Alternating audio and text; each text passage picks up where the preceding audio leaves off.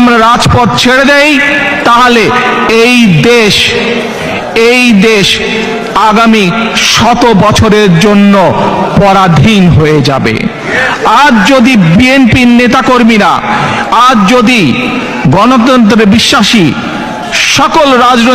বাংলাদেশের সকল রাজনৈতিক দল, বিভিন্ন পর্যায়ের নেতাকর্মীরা যদি আজ রাজপথ ছেড়ে দেয়, তাহলে বাংলাদেশের স্বাধীনতা আগামী 100 বছরের জন্য পরাধীন হয়ে যাবে, সার্বভৌমত্ব হারিয়ে যাবে।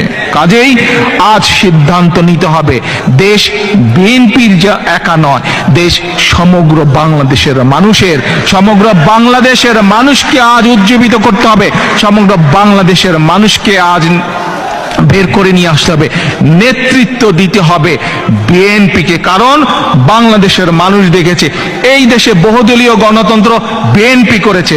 বাংলাদেশের মানুষ দেখেছে এই দেশে মানুষের অধিকার প্রতিষ্ঠিত করেছে, কথা বলার অধিকার প্রতিষ্ঠিত করেছে, সংবাদপত্রের স্বাধীনতা দিয়েছে বিএনপি দিয়েছে। কাজেই বাংলাদেশের মানুষ আজ বিএনপির দিকে তাকিয়ে আছে, নেতৃত্ব বিএনপিকে দিতে হবে।